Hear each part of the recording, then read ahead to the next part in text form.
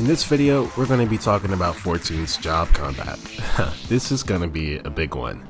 14 has gone through a lot of different philosophies in trying to tackle how they want the combat to be perceived, and they really do their best to maintain job identity, but they definitely do drop the ball at times. Let's talk about Heavensward's combat, because Heavensward is what a lot of people consider to be the peak of 14's combat.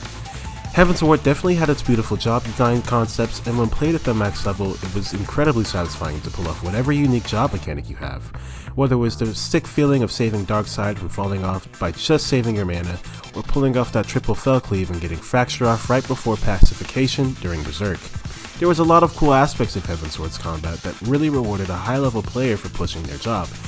And while I cannot deny that was the best feeling combat in 14's history, when you played well, there was also the other players who couldn't play quite as well. Let's be honest for a second here, Heavensward didn't exactly have the most straightforward combat at times. Try explaining Heavensward Machinist to a player and they'd think a multiple amount of things, like you're an idiot for turning off Gauss Barrel or wondering what the hell these cast times are for.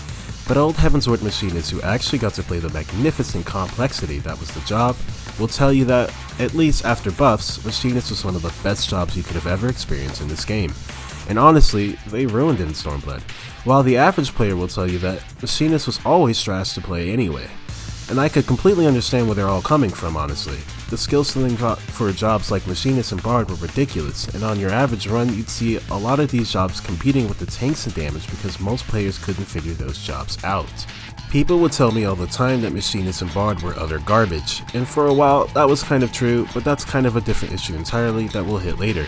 Despite this thinking, however, Machinist and Bard were not only the highest DPS in the game, but literally the best jobs in the game. Barely any other job could touch them, but you had to be really damn good and really damn knowledgeable about the job you were playing.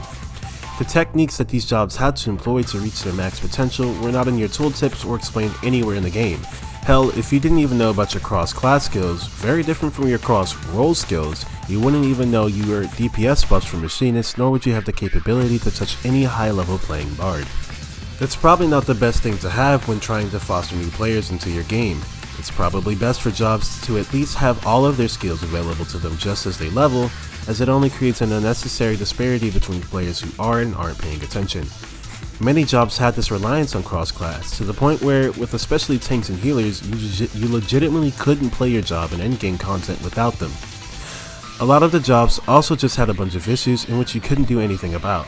One example is Paladin's DPS combo being tied to part of its aggro combo, making tank swaps rough as you didn't have Cirque back then and you couldn't exactly just tell your Paladin co-take to stop DPSing. Paladin also literally had no AoE other than Circle of Scorns. Meanwhile, Warrior had Decimate and Dark Knight had Abyssal Drain, among other options. All of the melees had TP issues, despite the only TP regenerative ability not only being either a cross-class skill or locked to ninja, but those same skills still had the potential to not be enough depending on the fight, and it wasn't like a caster where you either had other options to reduce resource consumption, or you literally had infinite resources. If you ran out of TP, you were screwed. I could go on and forever with this, but the moral of the story is, the Heavensward was incredibly clunky. The classes that worked really well, but the classes that didn't suffered from it. Let's not forget how horrible job balance was in Heavensward. A lot of people remember the delete monk memes, but also many jobs were absolutely pathetic. As I mentioned before, Bard and Machinists were the best jobs in the game, despite having some of the craziest utility in the game. Monks had no utility other than the int down under Dragon Kick and Mantra. The int down from Dragon Kick was really good until Dark Knight had the same ability with Delirium. Monk's DPS was just also incredibly comparable to Ninjas and Dragoons. Two jobs were even bigger powerhouses back then than they are now for their utility. Night Mage was still White Mage, so I don't have much to say on that part, but I think you guys see what I mean.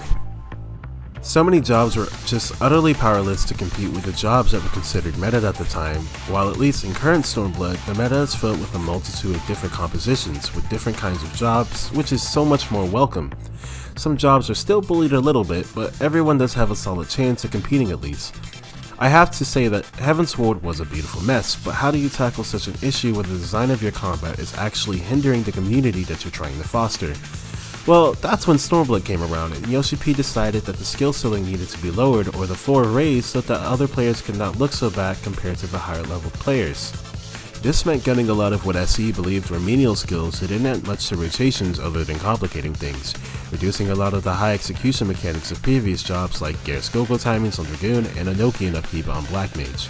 They also removed the cross-class system entirely. No longer did you have to level other jobs to get the most out of your own.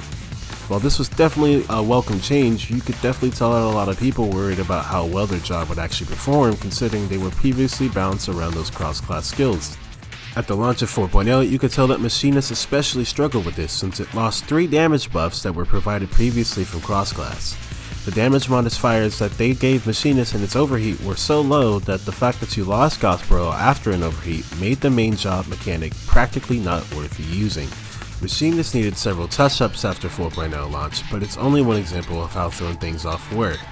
But let's not stop there because Stormblood added a whole new mechanic for every job that possibly made things even more complicated for some jobs. Job gauges were brought into the mix as a new highly visual resource for players to manage. SC thought it'd be better to base jobs around gauges rather than having to constantly stare at your buff bar at the corner of your screen. While some jobs definitely got some interesting mechanics from these gauges, like Bard with its songs and Dragoon with its eyes and Astron mechanics, some other jobs either just got information gauges, which is absolutely fine, or they got gauges that actually made them worse.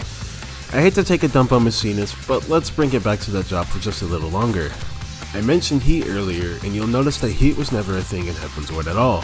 Here we are with Machinist having its whole rotation balanced around this whole gauge. I'm going to say this point blank, the heat gauge crippled Machinist.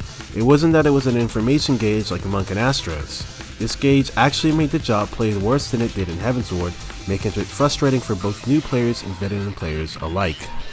It made the job rigid, not allowing for a single mistake, and it was very hard to absorb. You also had quite a few cases of pretty much useless job gauges. You had the Lilies from White Mage, in which you could pretty much play the job with that UI element completely turned off, and the Paladin gauge and Scholar gauges, where you could make a strong case that those jobs could have played just fine without those gauges cluttering up their HUD. I don't think the gauges were a failure at all, but they definitely need to come up with a better reason of having a job interact with these gauges, or realize that, hey, maybe not every job needs a flashy gauge. But let's go back to the concept of them reducing the skill ceiling, because just about every job got hit with this. While I think it was admirable for SC to want to lower the skill ceiling and raise the floor up so other players didn't look so bad, you have to really wonder if it really worked on the scale they thought it would. I feel that a lot of players never actually improved as much as SC wanted them to. A lot of fighting games tried to take the same approach of raising the floor so that more casual players can achieve what the player of 10 years or more of that franchise has been doing. But I believe what they're learning now, and what I think SC needs to understand, is this. If a player doesn't want to get better, they will not get better. It's a simple case of you can bring a horse to the river, but you can't force it to drink.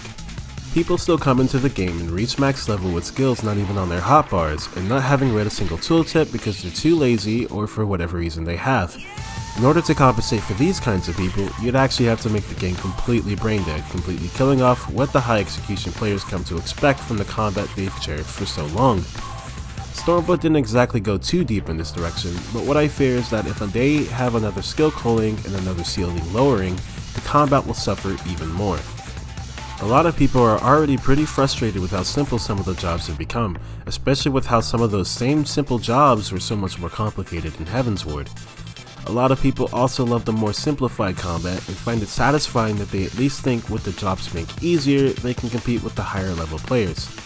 Honestly, I don't believe we'll ever make it back to Heavensward combat depth, but if we could slightly tune combat above what Stormblood hit, I believe we could actually find a beautiful balance for the majority of players. What do you think we should lean towards? Should we have the complexity of Heavensward or the more overall sturdiness of Stormblood? Let me know down in the comments why we should have one button combos and macros for our rotations. If you liked the video, Dragonfire dive that like button, and if you hated it, well, I hope you shatter your spine hitting the dislike button. Subscribe to me either way, and thank you for watching.